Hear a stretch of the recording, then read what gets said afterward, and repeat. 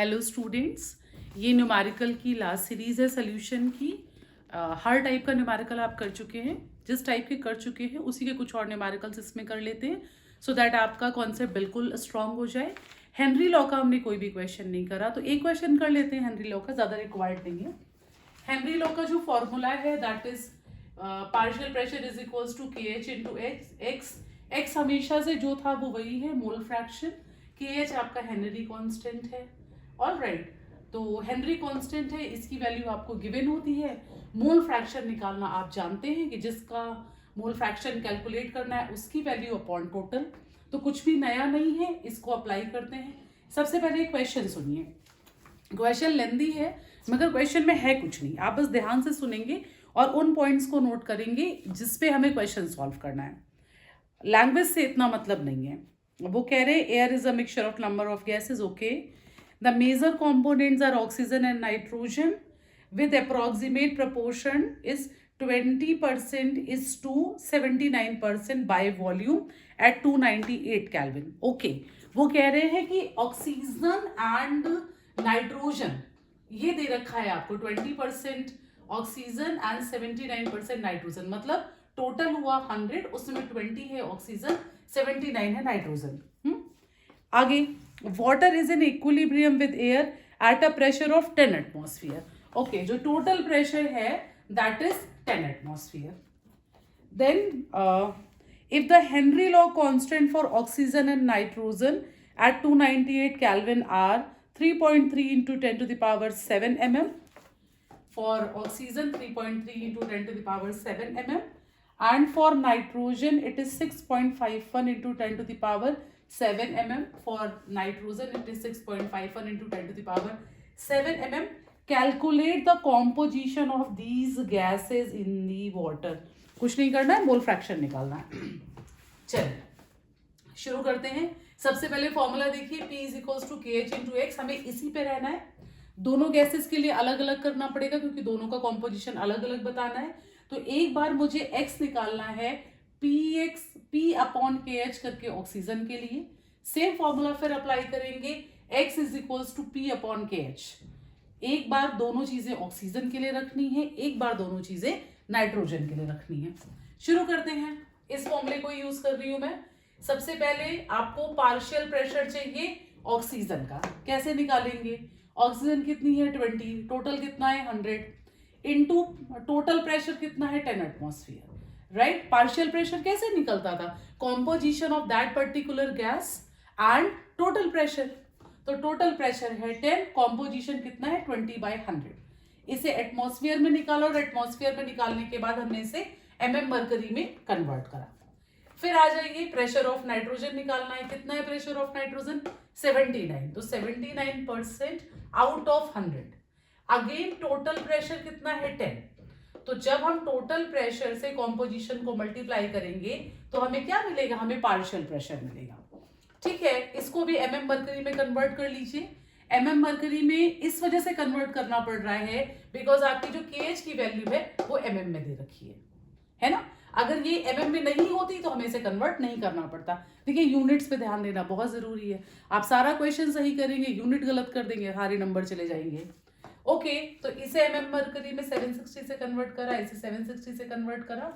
अभी मेरे पास partial pressure of oxygen है, पार्शियल प्रेशर ऑफ नाइट्रोजन है, हेनरी कांस्टेंट फॉर ऑक्सीजन है, हेनरी कांस्टेंट फॉर नाइट्रोजन है। अब क्या करना है? कुछ नहीं, इस फॉर्मूले को लगाइए। Mole fraction of oxygen is partial pressure of oxygen upon KH, mole fraction of nitrogen is partial pressure of nitrogen upon KH। Partial pressure आपने बड़ी मेहनत से कैलकुलेट करा था, अभी कितना आया था 1520 अपॉन ऑक्सीजन का KH 3.3 into 10 to the power 7। सॉल्व कर लीजिए। अभी मोल फ्रैक्शन नाइट्रोजन का चाहिए, पार्शियल प्रेशर नाइट्रोजन का आपने निकाला था 6004 अपॉन KH कितना है 6.51 इंटू 10 टू द पावर 7। ये आ गया आपका 9.22 इंटू 10 टू द पावर -5। चूंकि ये मोल फ्रैक्शन है इसलिए इसकी कोई यूनिट नहीं होगी। एक बात और, जैसे हमने यहाँ पर आपको पूरा इकट्ठे कैलकुलेट कर दिया है, आप चाहिए तो जैसे 2 इंटू 760 रख लीजिए, मत पूरा सॉल्व करिए, आप ऐसे ही मल्टीप्लीकेशन में वैल्यू रख लीजिए, शायद कुछ कैंसिल आउट हो जाए। That is all up to you कि कैलकुलेशन आप कैसे करते हैं। So this was the question on the Henry's law. देख लीजिए इसको। हेनरी लॉ के बाद जो है अब अगला क्वेश्चन हमने फिर से जो है वो डेल्टा टीएफ पे करा है। अगर आपको याद हो तो थर्ड वीडियो अगर आप देखेंगे सोल्यूशन का, न्यूमेरिकल्स का, तो उस थर्ड वीडियो में मैंने आपको 2 क्वेश्चन सॉल्व करवाए थे, जिसमें मैंने आपको ये दिखाया था कि अगर 2 से 3 स्टेप में क्वेश्चन जाए तो उसे कैसे करना है। इसी सीरीज में 2023 में एक न्यूमेरिकल आया है, मैं उसे रीड कर रही हूँ, ठीक है। क्वेश्चन कह रहा है कि when 19.5 gram of 19.5 gram of, ये क्या है, it is 2 fluoroethanoic acid, 19.5 gram of 2 fluoroethanoic acid is dissolved in 500 grams of water. The depression in the freezing point is 1 degree Celsius. Calculate the degree of dissociation of this given acid.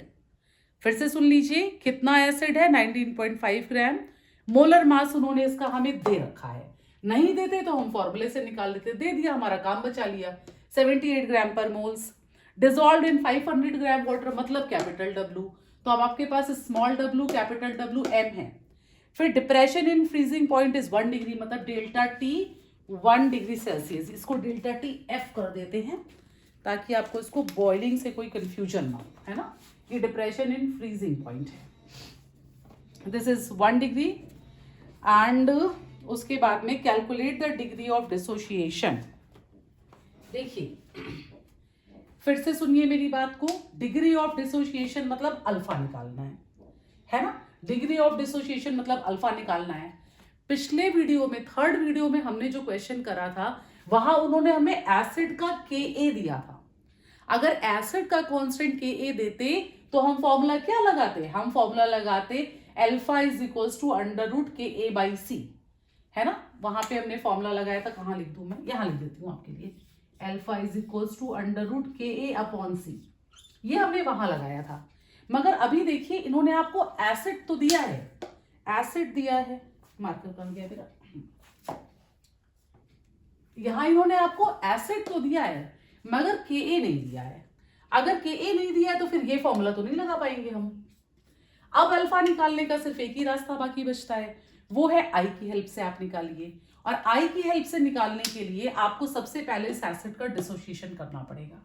अब बहुत ध्यान से सुनिए मेरी बात, वो ये कह रहे हैं कि यहां पर इसका डिसोसिएशन करेंगे तो जो नॉर्मल इक्वेशन बनेगी, नॉर्मल इक्वेशन का मतलब क्या हुआ कि अगर हम कहें कि ये 1:1 है, मतलब जब इससे अल्फा निकलेगा तो ये अल्फा बनेगा और ये अल्फा बनेगा।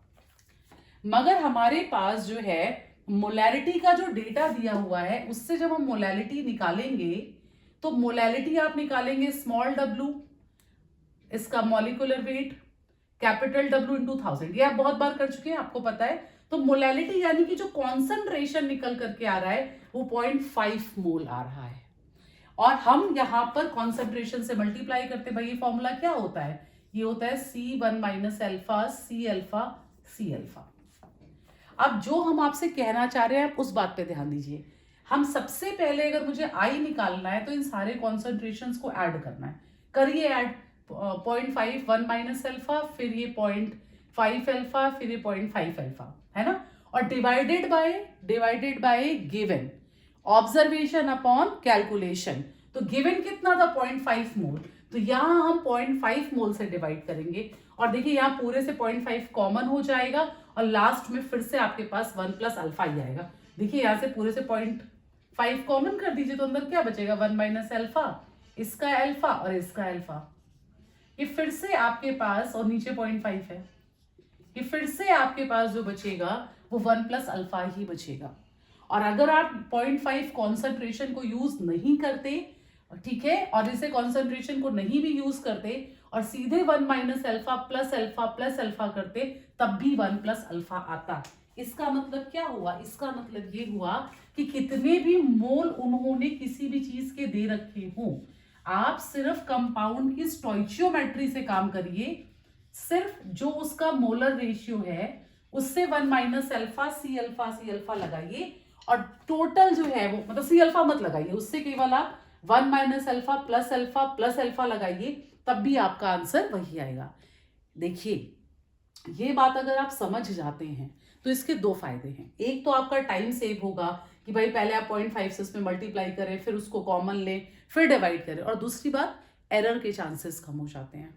अब यहाँ पे कॉन्सेंट्रेशन कुछ और दिया और आप कहीं कुछ रख रहे हैं, कहीं कुछ रख रहे हैं, यू माइट बी कंफ्यूज्ड। इसलिए बस इतना ध्यान रखिए कि मोलर कॉन्सेंट्रेशन कुछ भी हो, आप स्टोइचियोमेट्री से उसको निकालिए। अगर स्टोइचियोमेट्री जब तक आप गड़बड़ नहीं करेंगे तब तक आपका आई गड़बड़ नहीं होगा। तो ये हो गई आपकी आई की वैल्यू कितनी आ गई, 1 प्लस अल्फा। अच्छा, अब क्या करना है, निकालना है अल्फा। अभी आई की कैलकुलेशन बाकी बच रही है। फॉर्मूला लगाइए, delta T F is equals to I K F molality.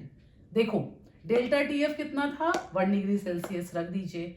आई हमें निकालना है के एफ 1.86, ओके, एंड मोलैलिटी आपने 0.5 कैलकुलेट करी है, ये निकला I is equals to 1 plus alpha. यहां से रखिए अल्फा की वैल्यू, है ना, नहीं अल्फा तो निकालना है, यहां से रखिए आई की वैल्यू और ये -1 करके निकाल लीजिए। दिस इज 0.75 और परसेंटेज में निकालेंगे तो 7.53%। Look at the question.